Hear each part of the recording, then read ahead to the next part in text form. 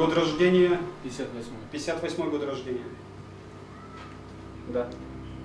It starts as an ordinary news item. Anxious-looking faces. One July morning, a woman vanishes. Сегодня утром, в 9 часу утра, Наталья Естемирова, сотрудница нашего офиса, как обычно, направлялась на работу, и до офиса не доехала.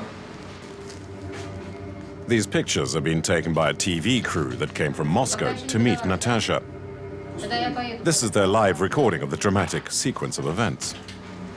Так и не дождавшись ответа на звонки, ребята поехали на место, проследили маршрут передвижения и выяснили, установили, что она была похищена. And then, in the small offices of the human rights activists, the phone eventually rings.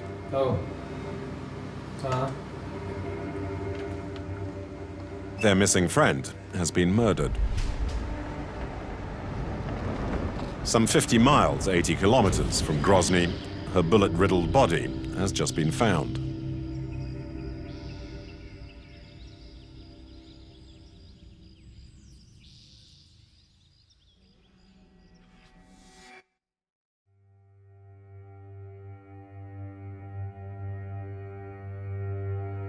Her name was Natalia Estemirova, Natacha to her close friends. Exposing crime, torture, disappearance. For years it had been the daily task of this human rights activist, a woman the Western world respected and honored.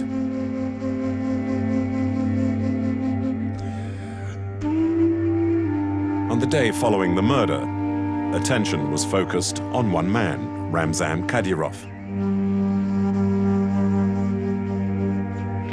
При осуществлении полномочий президента Чеченской Республики уважать и охранять права, свободу человека и гражданина, защищать права Kadyrov was only 30 when he rose to power. One propaganda video clip released on Chechen TV appears to show a megalomaniac, patronized by the then president of Russia, Vladimir Putin. The man proudly wears a military uniform. The most powerful man in Grozny openly gets rid of the people standing in his way. As a result, on the day following the assassination, the head of the Russian NGO that employed Natacha accused Kadyrov. Ramzan Kadyrov will answer him in his own way.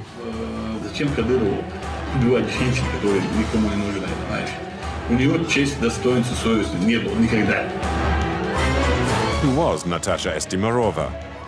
Were the files she was working on an actual threat for Kadyrov and his Russian godfather, Putin? Will the people behind this murder be eventually found and tried? A murder investigation.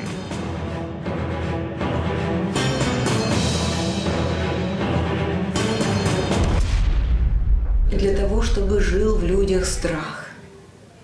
Для того, чтобы общество боялось сделать какой-либо шаг в какую-либо сторону. Для того, чтобы общество боялось свободы и не желало быть свободным. It's December. Since the assassination 6 months earlier, Russian authorities have yet to make an arrest. Natacha's murderers are still on the run. We've asked President Kadyrov for an interview to discuss the murder. A 2-hour flight from Moscow, Grozny, the capital of Chechnya.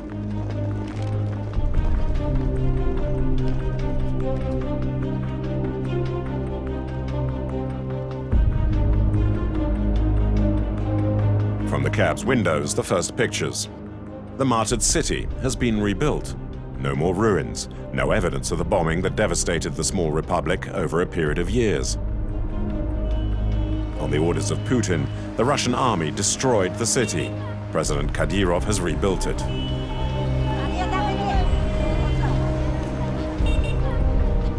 The inquest into Natacha's death starts in the Hippodrome district where she used to live.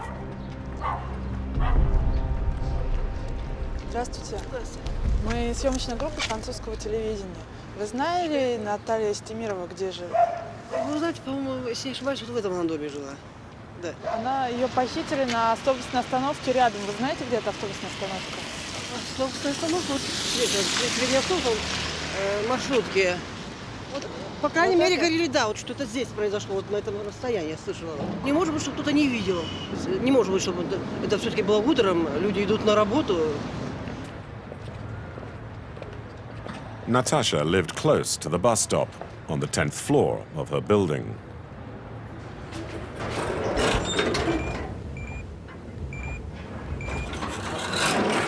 The apartment is still vacant. A neighbor appears on the landing. У вас есть какая-то версия, почему ее убили? Ну, у нее, наверное, работа такая была. Сами же знаете. Журналист. Еще в таком месте. Being a journalist and an NGO activist, two risky jobs in the Caucasus. Outside the building, a strange black car watching, so it seems, and then driving away.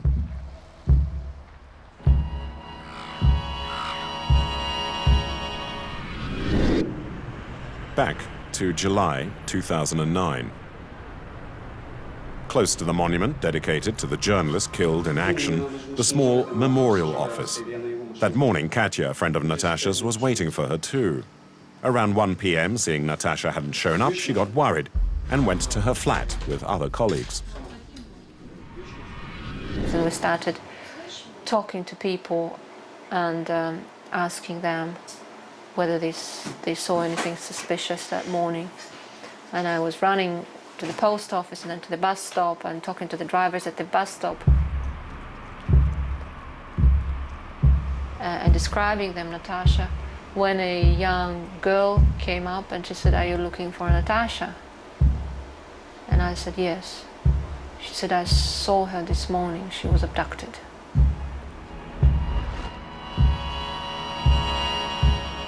And then she explained that at around 8:30 in the morning, she saw from the balcony of her flat that unidentified people forced Natacha into a car.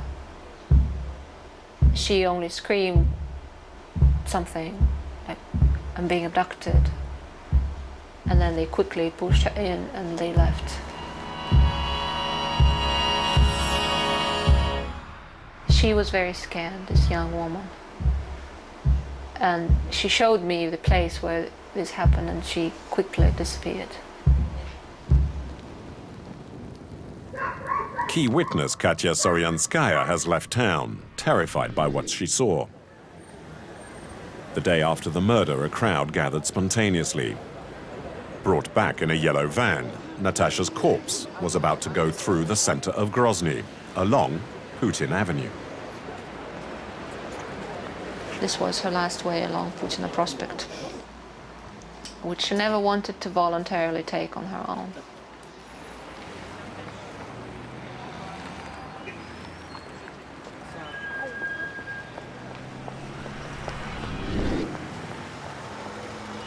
Putin Avenue today, the most beautiful in the capital, dedicated by Kadyrov to the patron who helped him rise to power. A peaceful facade, but men carrying weapons are everywhere. In front of a government building, workers demonstrate, wanting their salaries. Война разрушена из пепла. Из пепла, из руин. Вот видите, вот этот объект. Из этого объекта мы делали 5-этажное здание. Что и по сей день мы не можем получить свою зарплату. Хоть убей, хоть расстреляют, но я говорю правду. 150-60 тысяч человек нас не получают зарплату по республике. On the opposite side of the street, once more, the same weird black car again seems to be watching. A passerby gets closer. Франция, да? Да? Это вот так вот говорить здесь нельзя, опасно. Вы не знаете, да, что за столица? Здесь я не могу объяснить, но так есть. Короче, везде стукачи. Стукачи, знаете, что такое? Вам просто, вам не понять, почему это опасно говорить. Вы боитесь за свою жизнь? Down on Putin Avenue, the big mosque, one of the symbols of the small Muslim republic. Kadyrov claims it's the largest on the continent. He had it built at great expense. Since then, he has never once missed Friday prayers. As usual, Whenever he moves, the same large presence of armed men.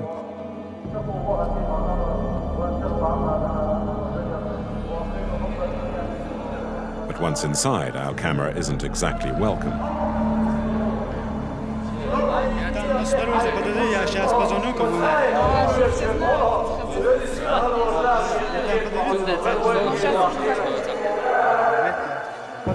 In fact, there's no way. We can't enter the mosque.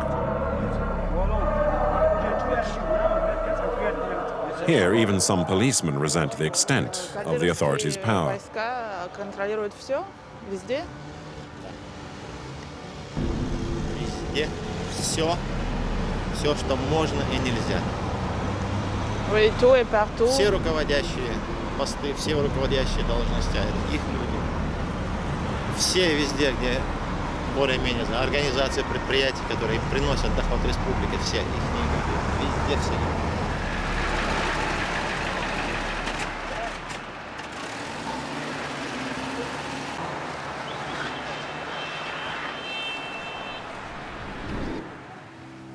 Ramzan Kadyrov. He appeared on the international stage wearing a tracksuit, summoned to the Kremlin for an emergency meeting by the Russian President Vladimir Putin.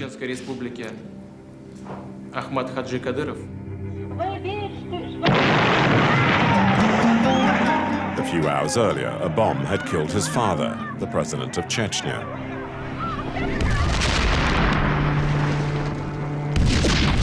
The small republic was subjected to a conflict that lasted more than 10 years and killed more than 150,000 people. Putin launches a ruthless campaign.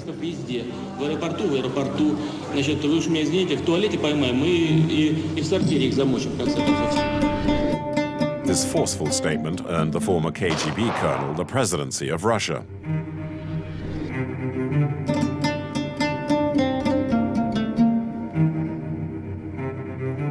Kadyrov presented his latest and best opportunity to be finished with these separatist rebels, who, as the years went by, had turned into genuine Islamic fighters. Ramzan Kadyrov's heirloom is a country on its knees, devastated by 2 wars, where violence is part of the scenery. Natalia Estemirova has already been working deep inside this hell for a long time. She has made up her mind. She will expose every crime and every assassination in the country. From the start, Natacha's target was obvious: the Russian army and its abuses, massacres, summary executions, disappearances.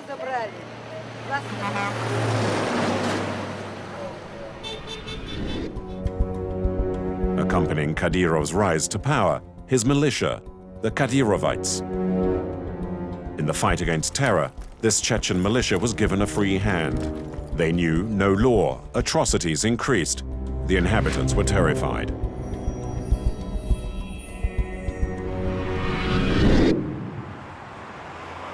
In such an environment, Natacha kept fulfilling her mission in Grozny for years, in the small office of the Memorial NGO.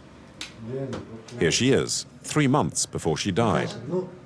In her last filmed interview, she draws up her own picture of the Kadyrov era, a premonition of her own disappearance.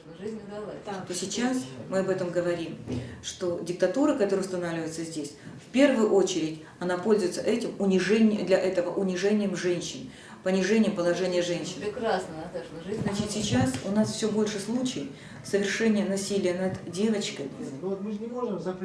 Людей похищают, и это остается очень серьезной опасностью для многих молодых людей. Когда увозят из дома, избивают, заставляют признаться в чем-то, а если не могут этого добиться, тогда выбрасывают избитого. Лена, они боятся, конечно, и они боятся говорить даже с иностранным журналистом и говорить о том, что они думают на самом-то деле об этой ситуации. И они будут говорить о том, что да, мы уважаем Кадырова, потому что он так много сделал там, и так далее. Они другое говорят со своими друзьями.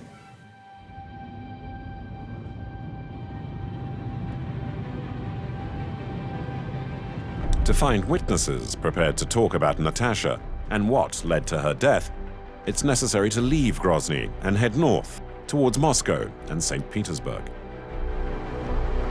Here we met some of Natacha's friends, women who had been working with her for years.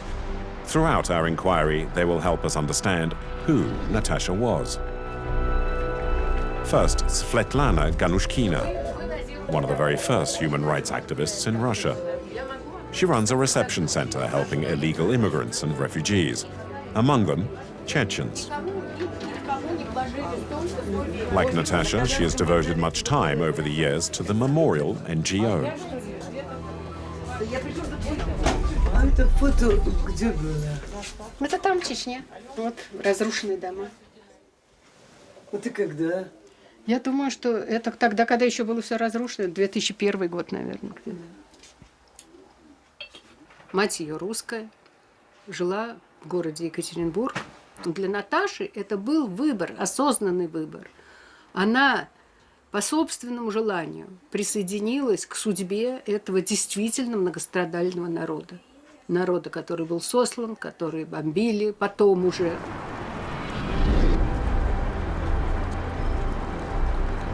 Next, Anna Nemtsova, the Moscow correspondent of the US magazine, Newsweek. During the war, whenever she came to Grozny on a story, she would sleep at her friend's place. Natasha's home was like our own home. Her and her daughter Lana lived in a multiple-story building without elevator and without tap water.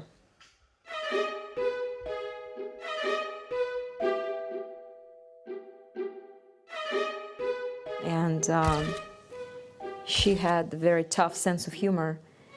But the first time I came to her in 2006, I remember she showed me around that apartment and she said, pointing at the hole from shrapnel in the wall, that she said, look at this new design ventilation we have.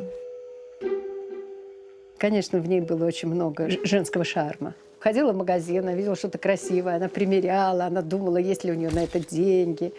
Пришла с коробкой, купила сапоги на высочайших каблуках. Наташа, как можно в Чечне ходить на таких каблуках? Это же, там же грязь еще во многих местах, где она... Нет, все хорошо, все в порядке.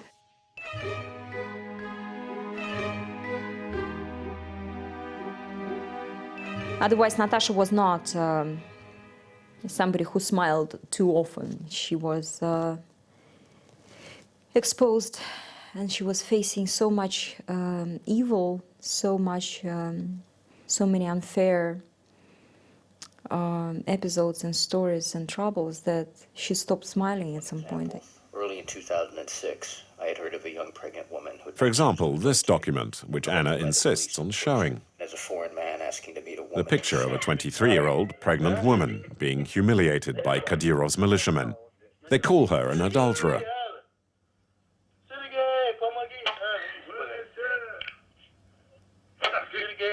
It was filmed on a cell phone and sent by Natacha to the International Federation of Human Rights in Paris and to journalists at the New York Times. Since then, thanks to the internet, the story of that martyred woman has become known all over the world. Interpretation of a pre-medieval Islamic code.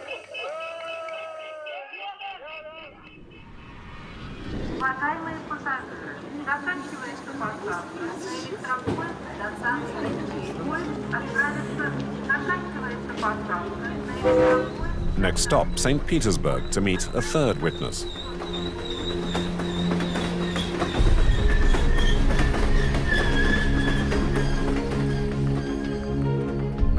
Katya, the friend who was waiting for Natacha at the office on the day of her disappearance, has recently moved here, no longer wanting to live in Grozny.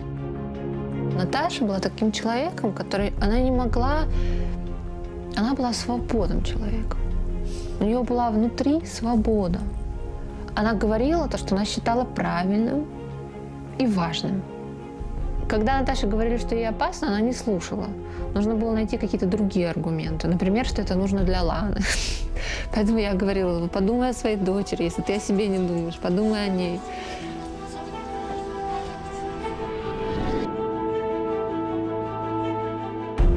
Tanya Lokshina, another close friend of Natacha. She is the Moscow representative of Human Rights Watch and introduced Natalia Estemirova to the United States. In 2007, Natacha was awarded the Great Prize of the American NGO for her courageous and precise inquiries. То есть она много действительно чем занималась таким опасным, действительно по нынешним временам чудовищно опасным. Она документировала и придавала огласке преступления силовых структур Чечни, структур подконтрольных президенту республики Рамзану Кадырову.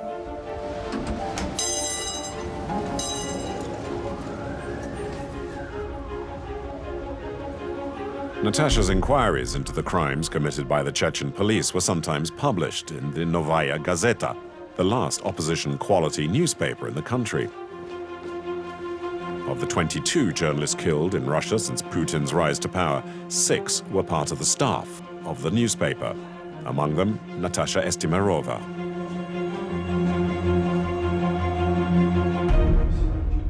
And another woman too, Anna Politkovskaya, the famous Russian journalist who was assassinated 3 years earlier. In the office that was Anna's when she was alive, proof of the closeness between the two women. И вот, например, колонка.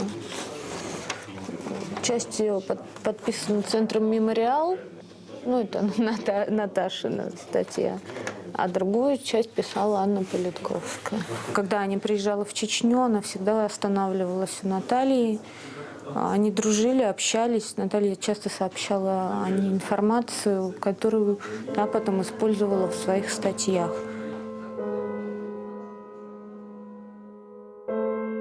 Both women received several threats because of their articles that described the violent acts perpetrated by the Russian army in Chechnya. И вот после убийства Анны, после того, как работать в Чечне под своим именем стало опасно, она передавала информацию под мужским псевдонимом Магомед Алиев. Вот этот текст, очень большой шум он вызвал. Здесь говорится о пытках, которые применялись к людям, живущим в Чечне, со стороны кадыровцев. Here again, her real name does not appear. She used her pen name to sign the article. It's one of the first revelations of the inquiry.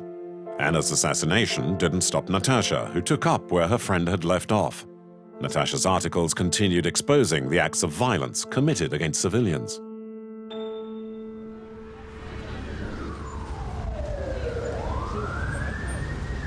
Back in Grozny, and late this afternoon, a whole district has been cordoned off. Men carrying weapons, metal detectors. We're told the Chechen Star Academy final is taking place here. It's big news in Grozny, and the president is expected. At the entrance of the building, portraits are displayed. Это, которые взорвались люди, камикадзе.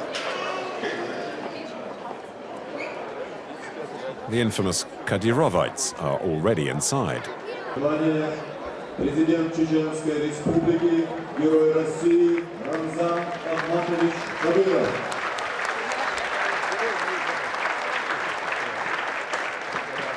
Facing the camera, Kadyrov, almost within reach of our microphone. Too late, the show has just started.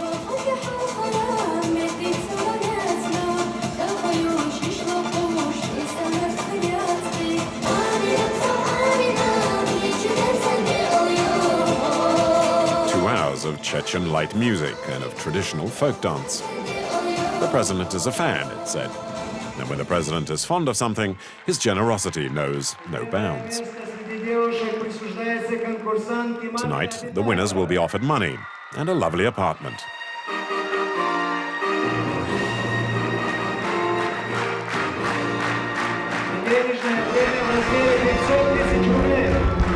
It's the end of the show. Another attempt to get close to the president.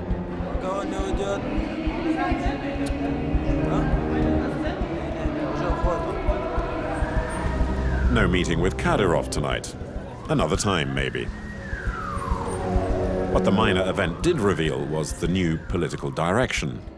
Tradition is back.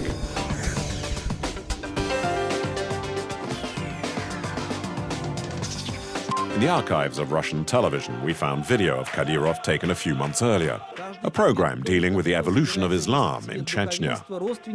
The man wants to appear as a strong believer in Islam, a religion he uses to advocate polygamy, to force women to wear chadors, and to command blind obedience from the people.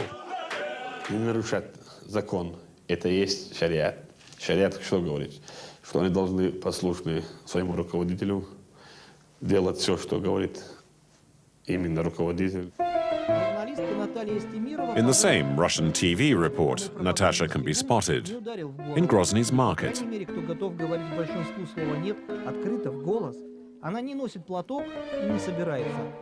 In front of the camera, 1 year before her assassination, she strongly proclaims her hostility towards the so-called traditions advocated by Kadyrov. Ну, не хочу выносить платок. Мне не нравится это. Меня как-то это связывает. Так что и поэтому я и не ношу. А уж тем более, когда мне приказывают его носить. Мы же не можем оставаться вот с теми традициями, с которыми родились. Если бы мы вообще с теми традициями оставались, мы бы еще из пещеры не вышли. Это ведь тоже традиция была в свое время. The interview rings a few bells even today. At the time, it infuriated Kadyrov. The day after the release of the report, he had her summoned to the Grozny town hall and ordered her to put a chador on right in front of him. Natacha refused. Он, кричал все громче и громче, вот так истерически, как она мне рассказывала, да, и он использовал неприемлемую лексику, просто брань грубую. И он ей говорил, что вот ты такие вещи делаешь, ты вот такие заявления делаешь, ты так себя ведешь, и ты за свою дочь не боишься. As a result of the threats, Natacha chooses to take her daughter far away from Grozny for a while. As to her, she decides to take a break in London.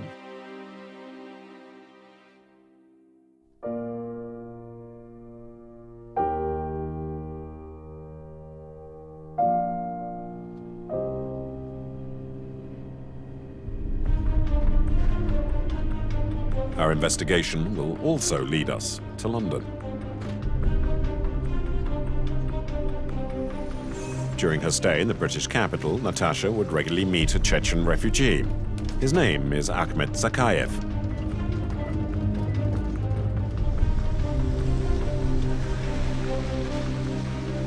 He is under the protection of Scotland Yard. He's a fierce enemy of Ramzan Kadyrov and loathes Putin, who wants him extradited. He knows that today his name is on a list of the most wanted men who are to be killed. В России работает система, прослужившая Сталину и чекистскому режиму долгие годы. Нет человека, нет проблем. Как такого рода приказы отдаются, да? Никто не отдает такой приказ. Вот немедленно убить такого-то человека. Человек, когда собирает силовиков, он просто говорит: в конце концов, когда я перестану слышать это имя или эту фамилию, когда это все закончится. Это абсолютный знак или приказ, скажем так, для того, чтобы замолчал этот человек. Вот теперь не надо снимать, хорошо? Мой дом не надо снимать. Zakayev was the former Chechen deputy prime minister in charge of education and culture. He was also negotiating with Boris Yeltsin, an intellectual who became famous by acting in Shakespeare's plays. And since he came to London, he has taken up a new role. He now acts as the spokesman for the sworn enemies of Kadyrov and Putin. He keeps exhaustive files on the crimes committed in the small Chechen Republic. He and Natacha collected all this information for a future international criminal tribunal. В 2002 году я встречался с Карлой Дель Понте, это, вы знаете, прокурор, генеральный прокурор по Югославии, по военному трибуналу. Она и тогда мне сказала: я не могу вас заверить, что сегодня-завтра что-то произойдет или будет трибунал. Но, говорит, я вас уверяю, что рано или поздно он будет. И в отличие от Кадырова, Рамзана, конечно, в Москве, и в частности и Путин, и все те, которые стоят за Путиным, они понимают, насколько страшные преступления совершены в Чечне. Они понимают, что за это рано или поздно придется отвечать. Вот последний раз мы с Натальей виделись за 3-4 месяца до ее гибели. Она была в Лондоне, мы тоже встречались с ней. Как раз таки обсуждали вопросы. Here in this archive video, we can see once again Natacha in the field a few months before her death. She is gathering evidence about a war crime that was committed some years before. In a village near Grozny, more than 50 civilians were slaughtered by the Russian army in the year 2000. It's a case Natacha manages to take to the European Court of Human Rights in Strasbourg, and a case that is also mentioned in the following report. More than 1,000 pages of crimes, torture, with the names of the murderers whenever they were identified. Everything is carefully recorded. A work published in Moscow on July the 15th, 2009, the very day of Natacha's death. Her friends and relatives immediately noticed the disturbing coincidence. Чем дальше, тем серьезнее становилась позиция Натальи Естемировой на Западе. Чем дальше, тем сильнее начали прислушиваться уже к ее заявлениям и к тем расследованиям, которые она вела. То есть ей было необходимо, пока не зашло слишком далеко, да, нужно было ее ликвидировать. И ее ликвидировали. Те же, кто ликвидировал и Аню Политковскую. У меня в этом нет абсолютно сомнений. Anna Politkovskaya and Natacha Estemirova. Here they are, together in these pictures, when they were working in the Caucasus. Two women with tragically similar destinies.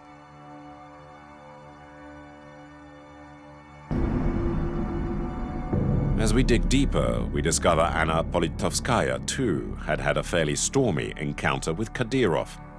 Анна Политковская. Вот смотри, это статья, которую Аня Политковская написала в 2004 году о своей встрече с Рамзаном Кадыровым. Была и Наташа. Эта встреча проходила в очень агрессивной форме. Об этом Аня Политковская пишет подробно. Вот. «Ты враг чеченского народа. Ты должна ответить за это». Один из них говорит, что ее нужно расстрелять в центре Москвы. Рамзан вторит: «Ты враг, расстрелять, ты враг». И вот в этот момент рядом была Наташа. Просто Аня об этом не писала, потому что Наташе было очень опасно. В какой-то момент Рамзан буквально начал нападать на Аню. Хотел вот так агрессивно, физически буквально на нее напасть. И Наташа вмешалась, она отстранила Рамзана и пыталась защитить собой Аню Политковскую. И, конечно, мы считаем, что именно с этого момента Рамзан Кадыров запомнил Наташу. Именно тогда началось их знакомство. The row will lead to tragic consequences. It's October 2006, and Kadyrov is about to celebrate his 30th birthday. In Moscow, Anna will send him her own kindest regards, making the most of a radio interview. And the least one can say is that she did give him her best for his birthday. It's October the 5th. Это вооруженный до зубов трус, который сидит в окружении охраны. Моя личная мечта в день рождения Кадырова только об одном, чтобы он сидел на скамье подсудимых. С следствием по всем его преступлениям происходило. И лично против Кадырова я, например, прохожу по одному из таких дел свидетелем. 2 days after her statement, Anna Politkovskaya was shot several times in the elevator of her building in downtown Moscow. One of Kadyrov's men had been right about what would happen.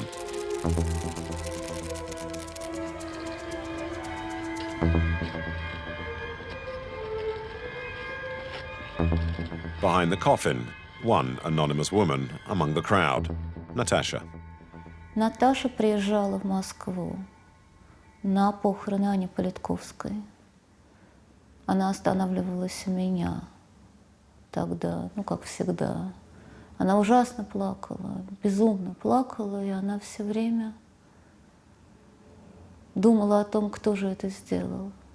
И боялась, что это еще не конец. In the hours following the murder of Anna Politkovskaya, many link her death to one man, Kadyrov. The same will happen after Natacha is killed. But But 9 days later in London, a man makes a remarkable and shattering statement. The scene takes place at a famous journalists' club during a debate about Anna Politkovskaya's death.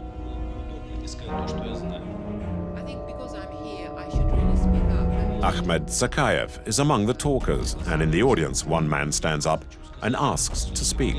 I don't want to hide anything. And My name is Alexander Litvinenko. I am former KGB and FSB officer. Здесь прозвучал прямой вопрос: кто убил Аню? Somebody has asked you directly, who is guilty of Anna's death? Who has killed her? Я даю прямой ответ: Аню убил господин Путин, президент Российской Федерации. And I can directly answer you. It is Mr. Putin, the president of the Russian Federation, who's killed her. Litvinenko talks about his friendship with Anna Politkovskaya. She had spoken of the threats she received. Unwittingly, he has just opened a new chapter in the history of the Russian Secret Service. A few days after he publicly accuses Putin, Litvinenko is to meet two people in the bar of this hotel in central London, two former FSB colleagues, now apparently businessmen. The meeting is actually a trap. His tea has been poisoned. The whole world will witness his death in his hospital bed.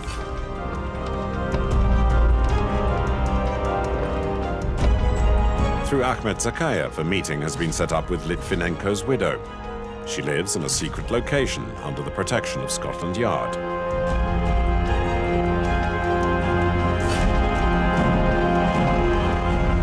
Это было просто страшно видеть, как каждый день из него уходили силы, и как он менялся, буквально старел на десятки лет. Я такого никогда не видела в жизни. Никто бы не узнал, как Саша тяжело уходил. Потому что вот все, что с ним произошло за эти 23 дня, это просто каждый раз все должны видеть и знать, что могут они творить с людьми. Just 2 hours before Litvinenko's death, the poison is identified by Scotland Yard. It's polonium. Immediately, a radioactive alert is launched in London. All the contaminated places are closed. Litvinenko's wife and son have to leave their house in a hurry.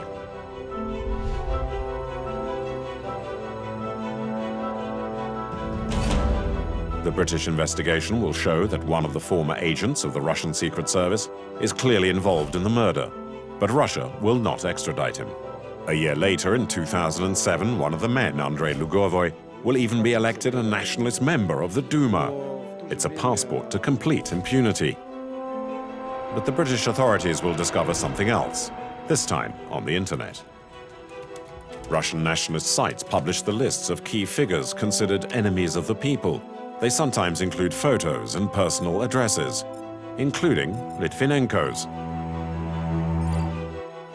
Politkovskaya's is also listed under the heading of female spies paid for by foreign governments. The lists still appear on the internet.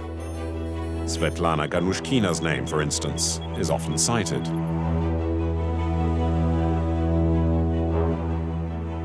Ну, я в этом списке нахожусь. В этом списке находится и несколько правозащитников самой России. Я просто не хочу сейчас называть их имена, потому что это лишний раз напоминать им. Наташа была. Наташа была, Наталья Естемирова была в этом списке.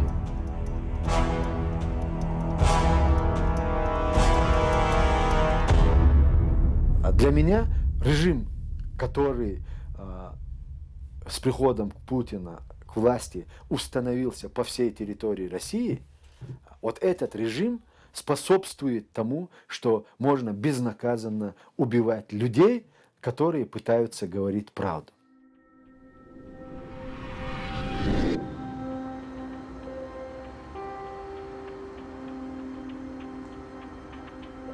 The Russian secret services appear to cast a long shadow over Politkovskaya's murder.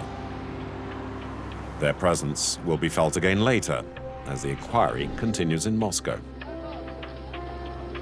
2 years after the murder, the opening of a long-awaited trial. This document was prepared by the official investigators, and it's remarkable. Anna Politkovskaya is shown as someone that swore allegiance to a foreign government, exactly like the lists on the internet. everything is meticulously pieced together. The video surveillance clearly shows Anna entering her building on the day of her assassination. The supposed murderer is clearly seen as he leaves a few seconds later. However, neither the killer nor the people behind him were found. The final outcome? In the dock, some small fry, an agent of the Russian Secret Service, again, and 2 Chechens. The evidence given by the prosecution was so crudely forged that their lawyer had them acquitted relatively easily.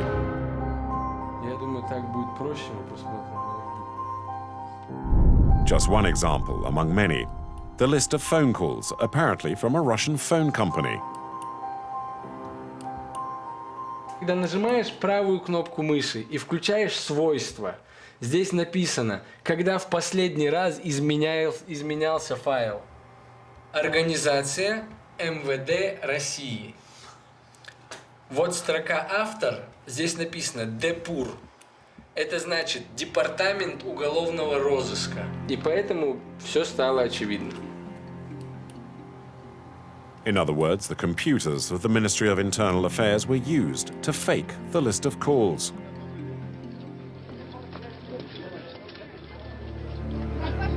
All the defendants were set free for lack of evidence.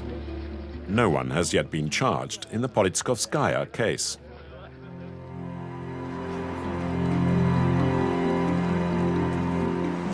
In Moscow, the only investigation still being conducted is by the journalists at the Novaya Gazeta, where Anna used to work. The editor-in-chief describes the difficulties they have been facing for the past 3 years. Я знаю, что мешает расследованию, что мешало расследованию специальной службы. Это точно. Значит, кто заказчик, я не знаю. The Kadyrov trail was headline news when Politkovskaya died. Did the murder of her friend Natacha Estemirova revive it? Кадыров прямо сказал: я служу Путину. Это личный проект такой Владимира Путина, Рамзан Кадыров. Ну и как? Все.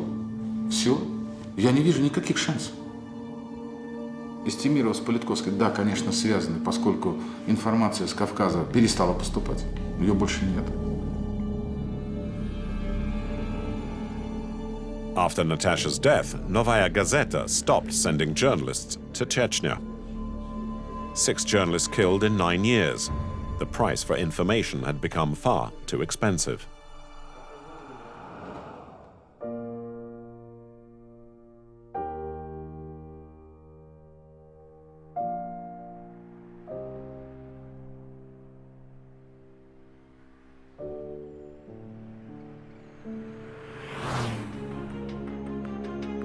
It's time to meet with journalists from Chechen television news and see what information they may have.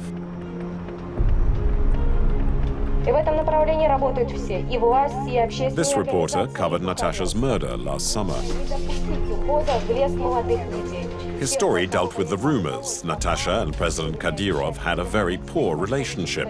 Распространяемые в интернете и в некоторых печатных средствах массовой информации относительно взаимоотношений правозащитницы с властями. Natacha suega цаома даца мухлер удар из ишбюч магазар сунарч. Цаома дача бачантея на цунци встреча и наша цунци бартхалаши ак. So a healthy relationship between the president and Natasha, according to the media in Chechnya. Natasha's friendship with Politkovskaya, her work for a criminal court, her reaching out to the world, and her international appeal, all of these were left out. Знаете, я начинающий журналист, и вот именно вот эти этих расследований, они так уже, я бы сказал, что силен. Ну, большого расследования именно по этому убийству у нас не было, мы не проводили. Here, television reports mainly deal with the president himself. an ubiquitous Kadyrov, who receives pictures on his mobile phone of dead Islamic fighters, and who takes part in military operations up in the mountains. Вот, также будем продолжать выявлять, уничтожать. Работая журналистом на войнах ТВ, можно ли критиковать работу Рамзана Кадырова? Критиковать его как особо и не приходится. Он делает все отлично, и нам незачем бывает его критиковать.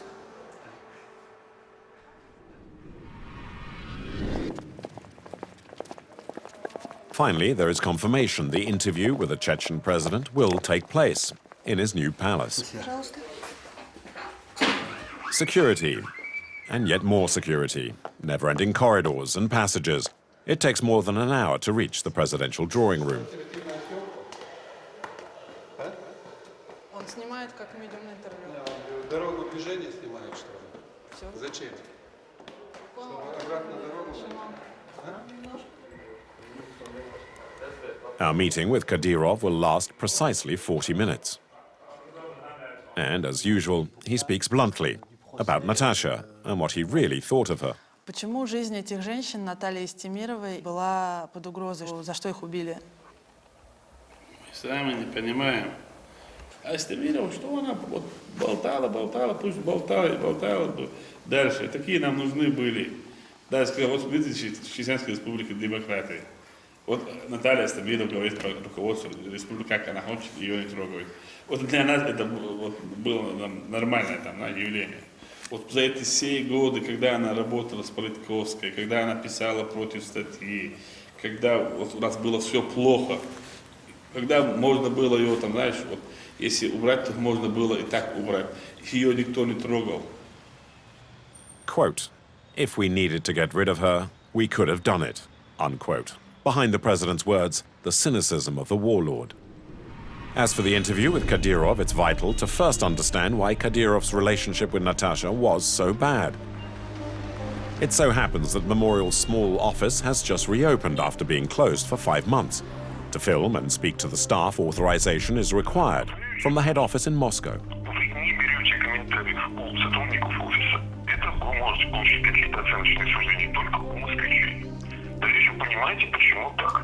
Вы думаете, что сейчас до сих пор большой риск для сотрудников мемориала в Грозном? Да. Это очевидно. Риск большой, да? The next morning, we head off to the memorial office. Most of the former staff at the NGO were threatened and had fled to Moscow or even out of the country. Memorial.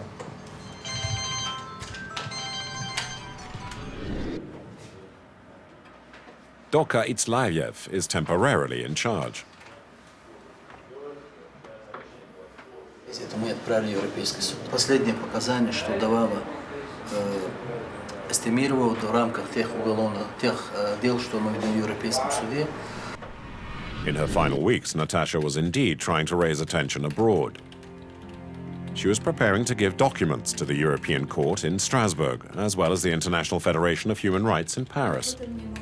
And she was also working with her friend Tanya for the American NGO Human Rights Watch, because in Chechnya, Kadyrov no longer targets just the Islamist fighters, but their families too. It's the beginning of July 2009, and a lethal countdown is about to start. Ехала в Чечню на неделю. И так получилось, что именно в это время очень сильно, очень действительно сильно вырос уровень насилия, и было очень много очень грязных спецопераций. Мы собирали с ней вместе материалы по поджогам домов семей боевиков. Вот это разные чеченские села в разных районах, полностью сожженные дома. With her longtime friend Svetlana, Natacha investigates 2 extremely sensitive cases. The first, a story of abductions and torture. Это человек, который пропал в Саратове. Его родственники узнали, что он находится в больнице в Чечне. И Наташа отправилась на его розыски.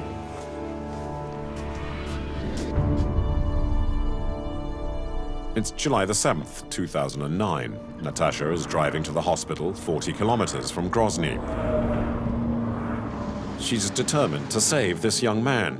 He's in a coma and closely watched by the Kadyrovites. We try to pick up Natacha's trail and see what we can find out about this patient in the small provincial hospital.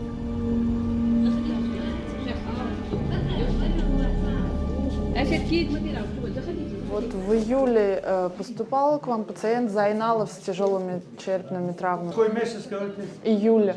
Этого года? Да. Ну, по журналу надо посмотреть, я не помню.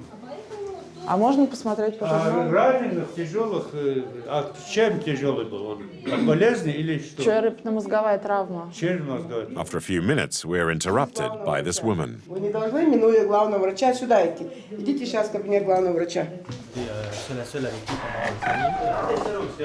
Здравствуйте. Мы журналисты из Франции. Франции? Да. Лично ко мне не обращались ни правозащитница, ни сотрудники прокуратуры по данному вопросу. Nobody here seems to remember either Natacha or this particular event.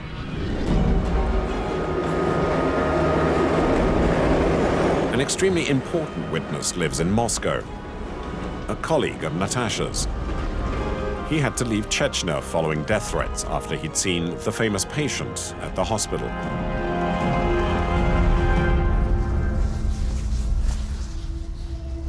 Так как не совсем безопасно. Но почему так? Центр Москвы, точнее. Это излюбленное место для убийств, особенно политических убийств, правозащитников. Вот так вот.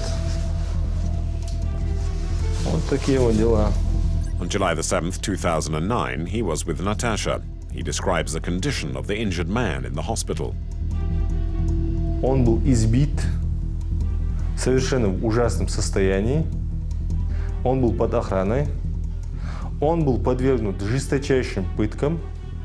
Практически я этого человека видел в палате хирургического отделения в Очхой-Мартановской больнице. Вот в состоянии 2-3 метров. Я его сам видел. Я видел его лицо. Видел этих охранников, которые его охраняли.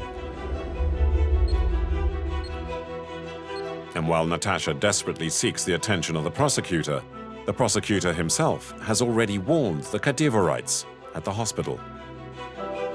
Помощь прокурора сообщили тем военным, которые охраняли этого человека в больнице, сообщили о том, что надо этого человека просто-напросто убрать оттуда, и они его убрали прямо на глазах у матери. So the man vanishes. His mother never saw him again.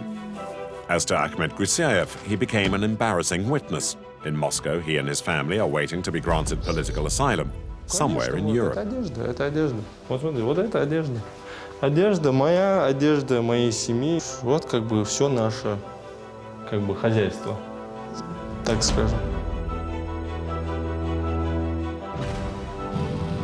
A mysterious abduction and a tortured man. Justice and the Kadyrovites apparently working hand in hand. Natacha leaves nothing out.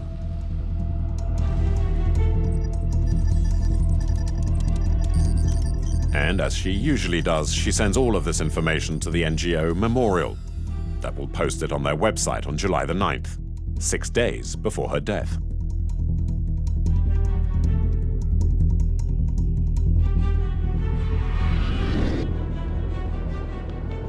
On the same day, Natacha exposes a second case. This time, it's a public execution. The victim is a man accused of having given bread to fighters in the mountains. In the village, most knew the man who was gunned down, but the villagers here are too afraid to testify. Маленький мальчик. Вот так маленький. Ну, был вместе с ваххабитами, им помогал. Это правда или нет? Он там чабаном работал. Когда он убили, приехал, он год исполнил это. Из этого села? Everybody here had been aware of this summary execution. Французские газеты. А где это произошло?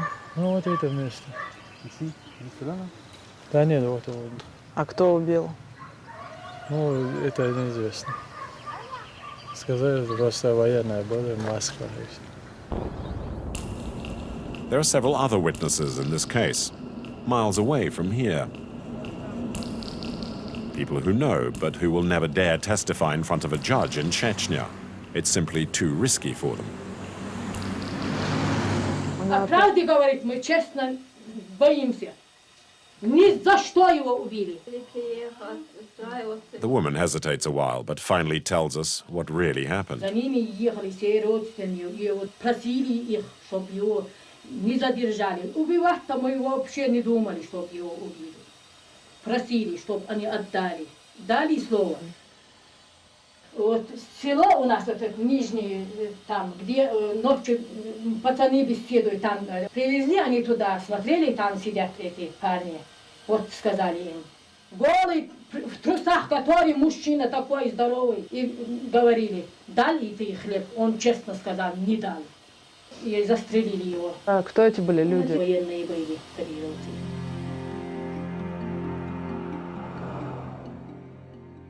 Natacha unveils the two stories one after another that directly incriminate these men. Kadyrov is furious. He asks his human rights commissioner, a man working for him, to summon the memorial director in Grozny, as well as Natacha.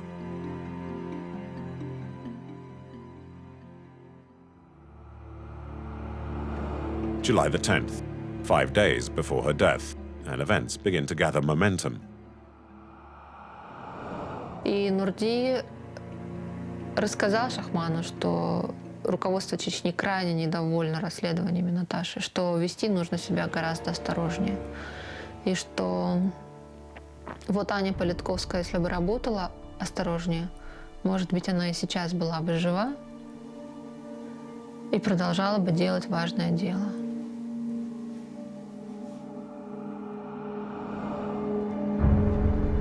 We meet with the commissioner in his office, and he confirms the story.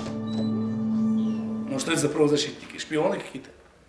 И никакого подвига у нее нет. Она делала свою работу. За это получали деньги. Не рублями, а долларами. У них методика такая. Взять один факт единственный, может быть, 2-3 таких примера. Вот. И на этих примерах они могут говорить, как вот Кавказский узел, их информационный рупор. Вот и днями, неделями, месяцами, вот так их обучали в спецшколах, видимо. Вот у них это тактика такая. On the evening of July the 10th, Natacha received a warning from a Kadyrov supporter that sounds like an ultimatum. Either she stops her investigations, or she might share the same fate as her friend Anna. Наташа ничего не сказала. Она понимала, что это происходит из-за ее расследования. Она понимала свою ответственность. Она боялась. И за 2 дня до своей смерти она сказала: наверное, я все-таки уеду. Не успела.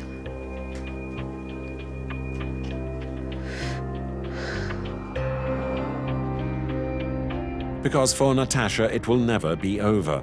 The execution in this mountain village haunts her, and in her final 48 hours, she tries to pick up the trail. Этот последний день Наташи, когда мы были и в Министерстве внутренних дел, и в прокуратуре, и в Следственном комитете, и говорили именно о том, что происходит в Чечне. А они кто были? Кто расстреляли? Тоже камуфляж или какой? Эти люди, тут не может быть сомнений, потому что из сына Альбековых забирали представители органов внутренних дел Курчелоевского района. Тут не может быть сомнений. We head to Kurcheloi, a village nestled at the bottom of the mountains. Natacha did not have the time to make this trip, but the eyewitness accounts she collected in her final days seem to lead to this barracks chief, a former bodyguard of the Kadyrov family. At the gates, an officer welcomes us, his hand remaining under his coat. Вы кому?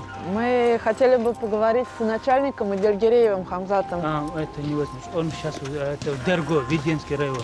Мы хотели бы поговорить с ним, потому что в французской прессе, в европейской прессе были статьи, где было написано, что глава РУВД Курчелоевского района и виновен в смерти Альбекова?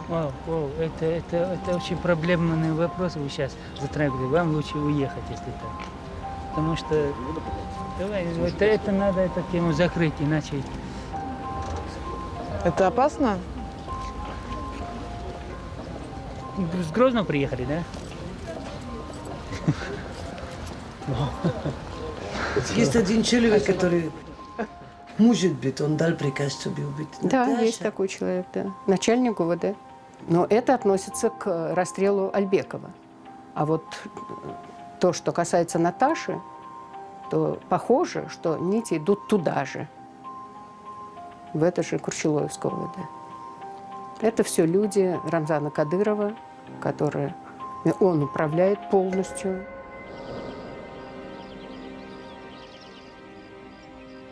Natalia Estemirova wanted those responsible for the crimes committed in Chechnya to be put on trial. To this long list, we have to add the people behind her murder. Если вдруг расследование выявит, что кто-то из людей, которые занимают важные посты в республике, в Чеченской, виновен и в этих убийствах, какая будет ваша реакция? То это, конечно, очень обидно. И, конечно, это будет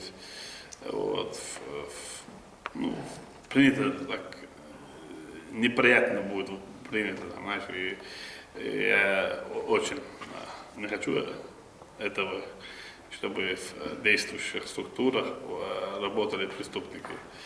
Но если будет, то я один из первых, который буду первым, сам его буду задерживать, сам буду его отдавать в суд. Если Международный суд вас попросит свидетельствовать в расследовании этих дел, какая будет ваша реакция? Вы согласитесь? Если международные такие масштабные организации, если попросят, если там они обратятся, то, конечно, куда я денусь? Я же живу в этой жизни. Главное, что вам тоже всем повезло, как мне. The meeting comes to an end. It's impossible to talk further with President Kadyrov, at least on this occasion.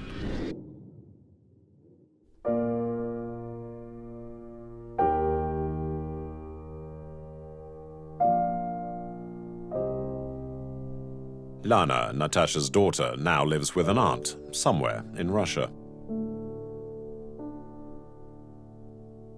3 weeks after Natasha's murder, her friend Rayana Sudulayeva, who takes care of young war invalids, was kidnapped along with her husband by men wearing uniform. Their bodies were later found riddled with bullets in their car trunk.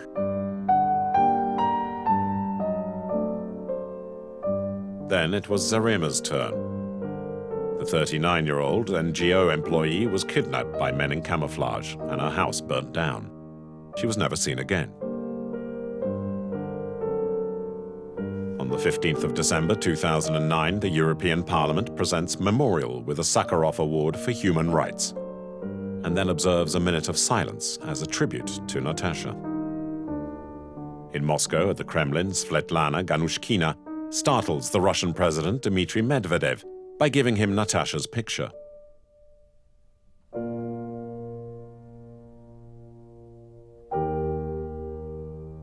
As of today, the official investigation into the death of Natalia Estemirova has resulted in nothing. No charges, not even suspects.